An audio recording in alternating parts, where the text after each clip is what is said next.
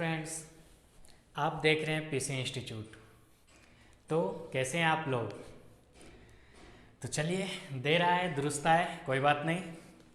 तो चलिए आज हम लोग स्टार्ट करते हैं क्लास 12 का ऑर्गेनिक का first chapter halo alkane hello Erin का एक्सरसाइज का क्वेश्चन नंबर 4। इससे पहले हम लोग हेलो एल्केन हेलो एरिन का थ्योरी पार्ट कंप्लीट कर चुके हैं, इंटेक्स का क्वेश्चन भी कंप्लीट कर चुके हैं। तो क्या है क्वेश्चन, आपको स्क्रीन पे दिख रहा होगा। Which one of the following has the highest dipole moment? First क्या है? CH2Cl2, सेकेंड CHCl3 और थर्ड CCl4। तो चलिए हम लोग इस क्वेश्चन को सॉल्व करते हैं। और छोटा सा क्वेश्चन है, लेकिन कहीं ना कहीं NCERT का क्वेश्चन है, तो जरूर कुछ कंसेप्ट छिपा होगा। तो चलिए उस कंसेप्ट को हम लोग समझते हैं। सबसे पहली बात यहाँ पे आया डायपोल मोमेंट। अब डायपोल मोमेंट तो हम लोग इस चैप्टर में पढ़े नहीं है, तो क्या होता है डायपोल मोमेंट आप फिजिक्स में पढ़े होंगे, या फिर क्लास 11th का केमिकल बॉन्डिंग चैप्टर में थोड़ा सा आप पढ़े होंगे डायपोल मोमेंट होता क्या है। ब्रीफली चलिए हम लोग इसे एक्सप्लेन करते हैं। देखिए डायपोल मोमेंट होता क्या है। मान लीजिए 2 इक्वल मैग्नीट्यूड में 2 चार्ज है, प्लस माइनस चार्ज अलग है लेकिन कोई फर्क नहीं पड़ता, मैग्नीट्यूड एक होना चाहिए और उनका बीच का डिस्टेंस d है। तो डायपोल मोमेंट क्या होता है, दो में से कोई एक चार्ज का मैग्नीट्यूड इनटू दोनों चार्ज के बीच का जो डिस्टेंस होगा, यानी mu equal to q into d. Mu dipole moment को डिनोट करता है और डायपोल मोमेंट का यूनिट क्या होता है? डी होता है, जिसे हम लोग सिर्फ डी से लिखते हैं, ओनली डी। तो ये होता है डायपोल मोमेंट। अब यहाँ पे समझिए, डायपोल मोमेंट जो होता है एक वेक्टर क्वांटिटी होता है। क्या होता है? Vector quantity. और इसे हम लोग रिप्रेजेंट करते हैं एरो के थ्रू। इसे हम लोग हेड बोलते हैं, जिस साइड एरो होगा, और ये मेरा क्या है? टेल है। तो इसे रिप्रेजेंट कैसे करेंगे? दो एलिमेंट होगा डायपोल मोमेंट में, जिसका इलेक्ट्रोनेगेटिविटी ज्यादा होगा उस डायरेक्शन में हम एरो लिखेंगे, और जिस एटम का इलेक्ट्रोनेगेटिविटी कम होगा उसे हम टेल से रिप्रेजेंट करेंगे। जस्ट लाइक एग्जांपल, मान लीजिए ये कार्बन है और ये फ्लोरीन। तो हम लोग जानते हैं फ्लोरीन मोस्ट इलेक्ट्रोनेगेटिव एलिमेंट होता है। तो फ्लोरीन क्या है? More electronegative element. तो इसे कैसे रिप्रेजेंट करेंगे डायपोल मोमेंट में? इस डायरेक्शन में एरो दिखाएंगे और यहाँ पे टेल दिखाएंगे। यहाँ पे क्या होगा? ये थोड़ा सा इलेक्ट्रॉन लेगा, ये पार्सली नेगेटिव और ये पार्सली पॉजिटिव। तो ये है डायपोल मोमेंट। तो चलिए अब हम लोग आते हैं क्वेश्चन पे। क्वेश्चन में दिया क्या है? CH2Cl2 और फिर CHCl3 और CCl4 में किसका डायपोल मोमेंट ज्यादा होगा, आपको अरेंज करना है इंक्रीजिंग ऑर्डर में। तो सबसे पहली बात यहाँ पे समझिए, आप अगर हर एक में 3 क्वेश्चन में कार्बन का अगर आप हाइब्रिडाइजेशन निकालेंगे तो क्या आएगा? sp3 आएगा। क्या आएगा? sp3। इसका भी क्या आएगा? sp3। और यहाँ पे भी क्या आएगा? इस कार्बन का हाइब्रिडाइजेशन sp3। हम लोग क्लास 11 का केमिकल बॉन्डिंग में पढ़ चुके हैं, sp3 हाइब्रिडाइजेशन मतलब यहाँ पे जो स्ट्रक्चर बनेगा वो क्या होगा? टेट्राहाइड्रल होगा। तो टेट्राहाइड्रल स्ट्रक्चर कैसे बनता है? ध्यान दीजिए, ये मेरा B है, मान लेते हैं A और ये मान लीजिए A और ये मेरा है A। समझिए, ये दोनों प्लेन में है। ये रिप्रेजेंट कर रहा है कि ये इस बोर्ड के ऊपर में है और ये रिप्रेजेंट कर रहा है बोर्ड के अंदर है। दैट मीन्स 3D पिक्चर है, इसलिए हम यहाँ पे इसे रिप्रेजेंट नहीं कर सकते हैं। तो इन सब 3D पिक्चर को हम लोग इस टाइप से रिप्रेजेंट करेंगे। ये हो गया A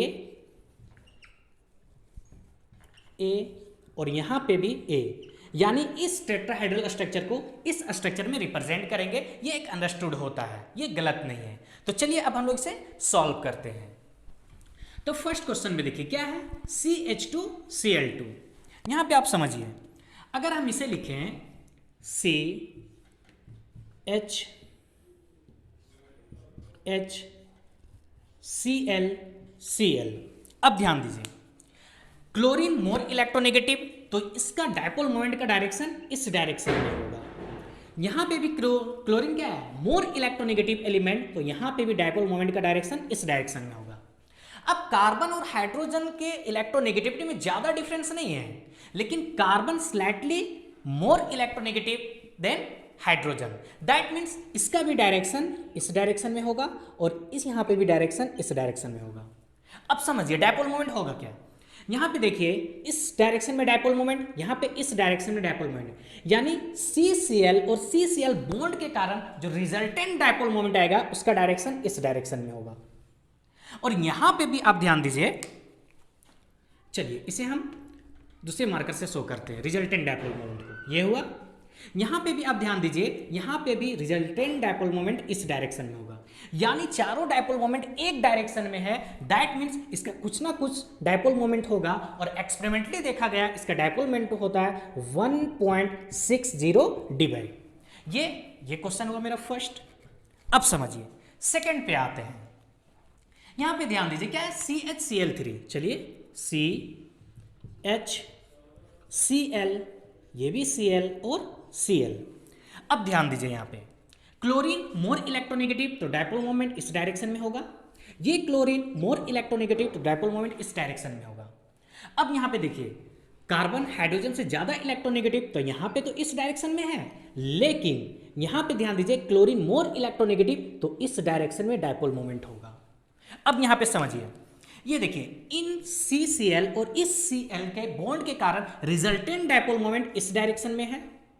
अब यहां पे देखिए, यहां पे कार्बन हाइड्रोजन इस डायरेक्शन में, लेकिन कार्बन Cl का डायपोल मोमेंट इस डायरेक्शन में, और क्लोरीन तो बहुत ज्यादा इलेक्ट्रोनेगेटिव होता है इन कंपेयर टू हाइड्रोजन, इसलिए इन दोनों के कारण रिजल्टेंट डायपोल मोमेंट इस डायरेक्शन में होगा।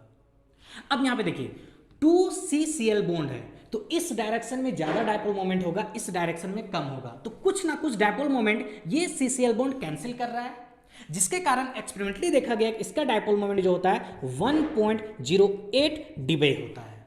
तो यहां पे देखिए इसका डायपोल मोमेंट ज्यादा होगा, क्योंकि यहां पे हर एक डायपोल मोमेंट सेम डायरेक्शन में है, लेकिन यहां पे देखिए इन दोनों के कारण रिजल्टेंट डायपोल मोमेंट इस डायरेक्शन, और इन दोनों के कारण इस डायरेक्शन में रिजल्टेंट डायपोल मोमेंट है, इसलिए इसका डायपोल मोमेंट कम होगा। अब आते हैं थर्ड क्वेश्चन पे, CCl4 पे। आप इसे समझिए, ये क्लोरीन है, कार्बन, क्लोरीन, क्लोरीन, और यहां पे भी क्लोरीन। अब समझिए इसके कारण डायपोल मोमेंट इस डायरेक्शन में, इसके कारण डायपोल मोमेंट इस डायरेक्शन में, और इन दोनों के कारण इस डायरेक्शन में डायपोल मोमेंट होगा। देखिए इन दोनों का रिजल्टेंट इस डायरेक्शन में होगा, इस डायरेक्शन में, और इन दोनों का रिजल्टेंट इस डायरेक्शन में होगा। क्योंकि चारों बॉन्ड CCl है, यानी डायपोल मोमेंट का मैग्नीट्यूड क्या होगा, सेम होगा। अब इस डायरेक्शन में और इस डायरेक्शन में इक्वल मैग्नीट्यूड लग रहा है, और ये क्योंकि वेक्टर क्वांटिटी है, इसलिए ये एक दूसरे को कैंसिल कर देगा, और यहां पे डायपोल मोमेंट क्या होगा, 0 होगा। सिंपल सा इसका थोड़ा सा मीनिंग समझिए, डायपोल मोमेंट कब 0 होगा। अगर मान लीजिए एक यहां पे मेरा B कोई एलिमेंट है, अगर सेम एलिमेंट होगा, पहला एलिमेंट सेम होगा यानी डायपोल मोमेंट का मैग्नीट्यूड सेम होगा, और दोनों के बीच में अगर सेम एंगल होगा तो हमेशा डायपोल मोमेंट क्या होगा, 0 होगा। जैसे ध्यान दीजिए, ये B, ये A, ये भी A और ये भी A। यहां पे देखिए हर एक का एंगल कितना है, 120 डिग्री, हर एक का एंगल 120 डिग्री, और सेम एलिमेंट है यानी डायपोल मोमेंट का मैग्नीट्यूड क्या होगा, सेम होगा, तो यहां पे भी डायपोल मोमेंट क्या होगा, 0 होगा।